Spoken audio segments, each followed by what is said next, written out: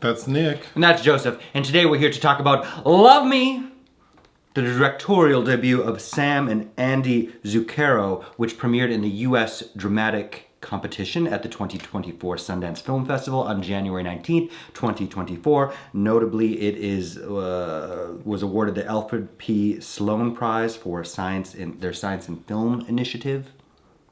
What is Love Me about?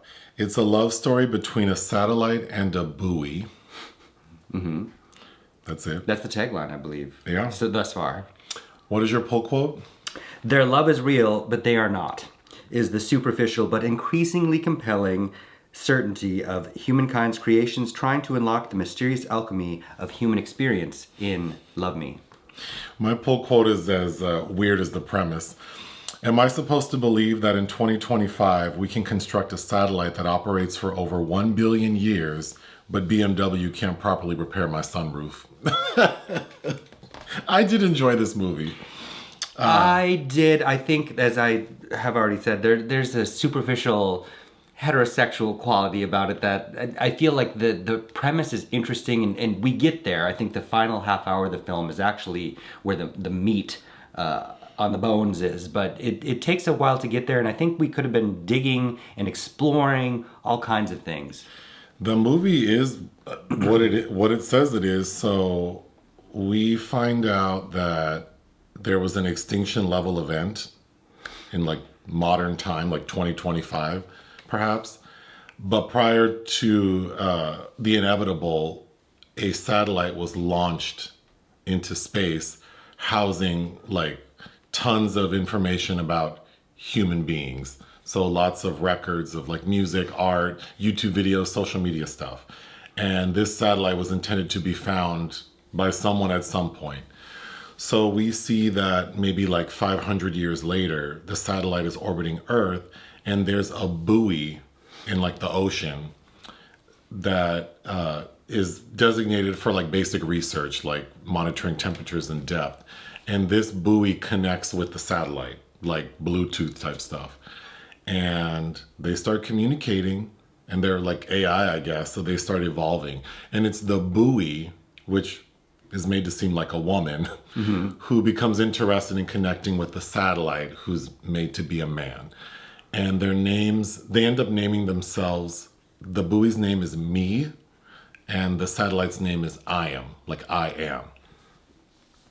The buoy is voiced by Kristen Stewart, mm-hmm. and the satellite is voiced by, say his name? Steven Yeun. Yeun. Mm-hmm. Steven Yeun. Okay. They end up kind of falling in love. It's mainly Kristen Stewart. In a hopeless place. It's mainly Kristen Stewart mimicking her avatar, I guess, after this social media influencer named Deja, who is played by Kristen Stewart. But like the middle part of the movie is represented by like animation. Mm-hmm. And we see them trying to live as humans as a couple, and they're just relegated to their apartment. And basically they're mimicking Deja and her boyfriend, who make YouTube and Instagram videos. But Steven Yeun's character, doesn't know that. But inevitably he's like, you know what? You seem fake. I feel fake doing this shit. I don't want to do it anymore. And Kristen Stewart, gets like depressed and kind of shuts down. And then her buoy sinks, and it's solar operated. So now she can't get any sunlight. So she goes dark for 1 billion years. And during that 1 billion years, Steven Yeun's character, sort of learns how to be himself. But then the ocean that the buoy was in after 1 billion years has dried up. So now it's sun is hitting it and it wakes up. But to me, Kristen Stewart, her system wakes up and she thinks it's like the next day. So she goes back into this virtual reality they created. Not realizing that he's hacked into her search history and realizes that, as she claims to have been a human life form all along, which is... She was catfishing his ass. Yeah, she was catfish, and he knows this already. And during that time, Steven Yeun becomes an animated form to, what we're meant to be a more authentic version, because Steven Yeun, the human, shows up. Yeah. So then when Me wakes up and goes into their virtual reality, now it's like real life. So it's actually Kristen Stewart as Me. And she's like, hey y'all, how you doing? And he's like, bitch, a billion years passed. I'm a new person. You know, good to see you, but you know, things have changed. And they get to know each other, the real them. And it seems to be going well. But then all of a sudden, Kristen Stewart gets excited. Like she starts remembering Deja and like doing all this fake shit, like wanting a big wedding that everyone can see. And She wants to mimic Deja's life, who was a woman who had a child with the Stephen Yeun character, and she desperately wants to recreate that. And we get this kind of schizophrenic montage of her jumping through Deja's world. yeah, but they end up getting to an argument because I.M. doesn't want that. But they end up reconciling and sort of getting comfortable with their authentic selves. But then we're told that, you know, eventually the sun's going to get so, like it's going to explode and that Into will, a red giant. and it will destroy the satellite. So right at the time when they start to really connect as their authentic selves, they're destroyed by the sun. The end. I agree with what you said. It feels very like a very simple sort of hetero look at what like relationships are like and maybe what the meaning of life is, which is more universal, that aspect of it. But I was quite impressed because the description on Sundance, like the Sundance just movie page description was much more elaborate. And I'm like, what the hell is this movie? A buoy and a satellite? Okay. But I have to say, watching it, it does feel long. It's only like 90 minutes and it felt over 2 hours, but it makes sense. Like it was easy to follow. It does. And again, it's funny where it cuts corners to me. Like, why this Deja woman's profile is that the first profile that the buoy found that she responds to, and why she wants to, because there are a lot of human experiences that she can technically tap into or emulate, and it's like, why this one? Yeah. But just this, I think it's supposed to speak to this, you know, basic, not an American dream, but kind of this template that those kind of personas are trying to show that they have or can emulate. Sure. So I'm just going to go through my notes. The opening was a little rough because the buoy is like rebooting and clearly is like having trouble sort of calibrating. So the voice is like interrupted and was a little grating, combined with the satellite keeps saying, welcome to Earth, welcome to Earth. It was driving me crazy. Mm-hmm. So I was very thankful when the voice leveled out and it was Kristen Stewart's voice. Mm-hmm. Then I was able to get comfortable.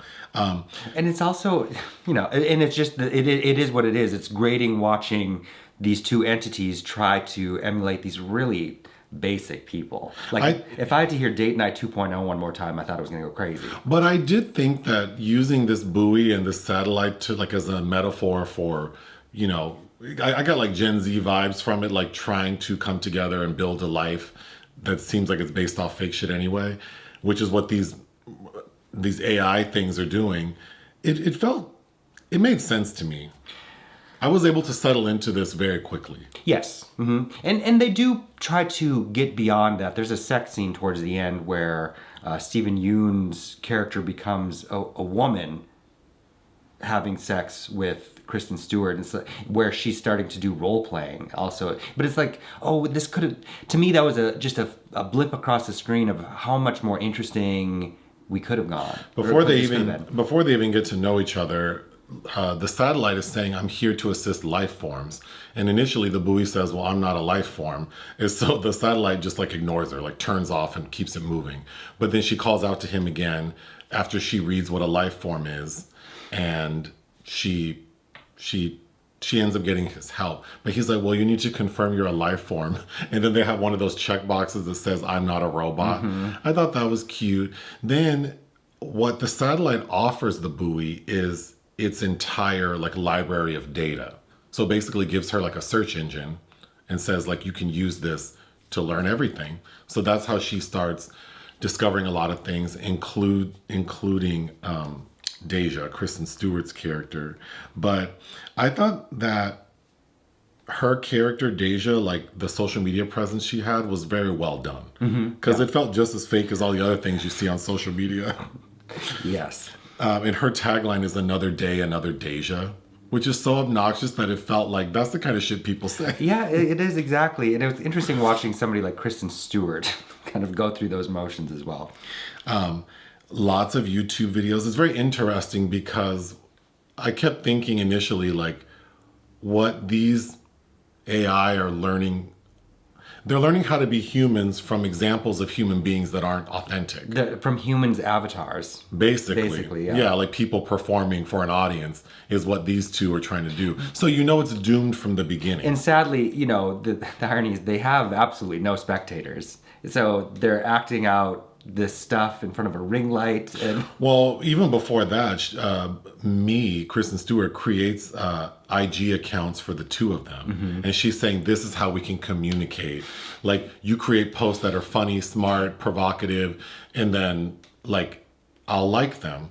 So I thought that exchange was really cute and prescient. Like, and the one he finally settles on, which is this little chihuahua with a Cheetos bag on its head, I actually thought that was very well written. Well, Yeah. it's almost like when you introduce the concept of social media to children. Yeah, like, what is this for? What? I do think this movie is well written. Yeah, I agree. It felt like Philip K. Dick doing Robinson Crusoe. Sure. At one point, we hear them saying, like, this is life, this is life. And I kept thinking, like, is it? But again, it's very effective. It feels like satire. Well, yeah, it does, and the kind of how humankind has become extinct, and this is all we have. The remnants of ourselves trying to grapple with that and recreate it is so depressing. I thought the segment where the Kristen Stewart, the buoy, she gets depressed.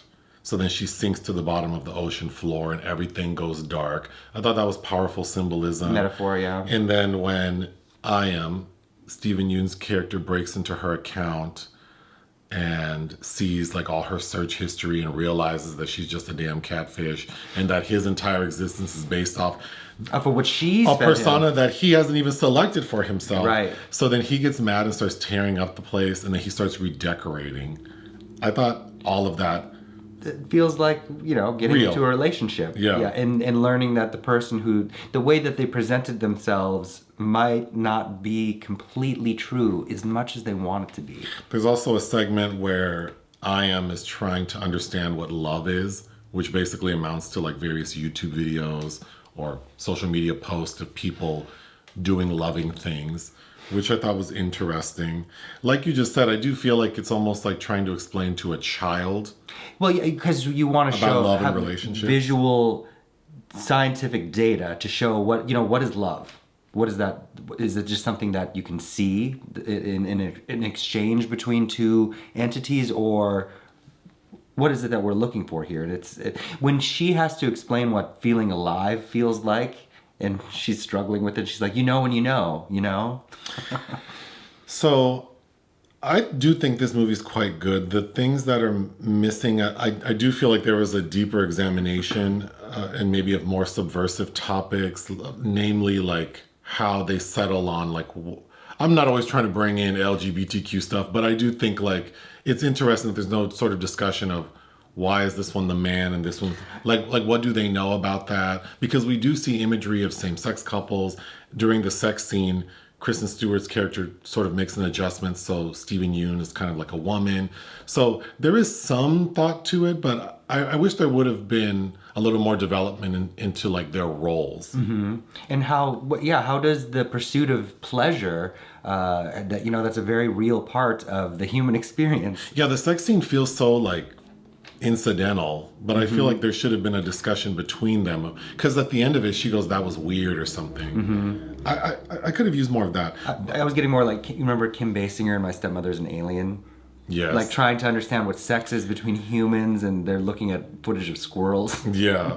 The other thing that is missing is a little bit of like, it was hard to feel emotional. Like I could relate to a lot of what was happening, but because I know these are just robots or AI sort of creating a VR, in moments where I think I could have been more emotional, I wasn't. Specifically, when Kristen Stewart's character returns after 1 billion+ years and she sees how Stephen Yeun's character is living, she says, "You're better when I'm not here." I mean, I thought that was that. And it got me a little bit, but I think if these were like real people, you know, like if this was a real, that really would have got me.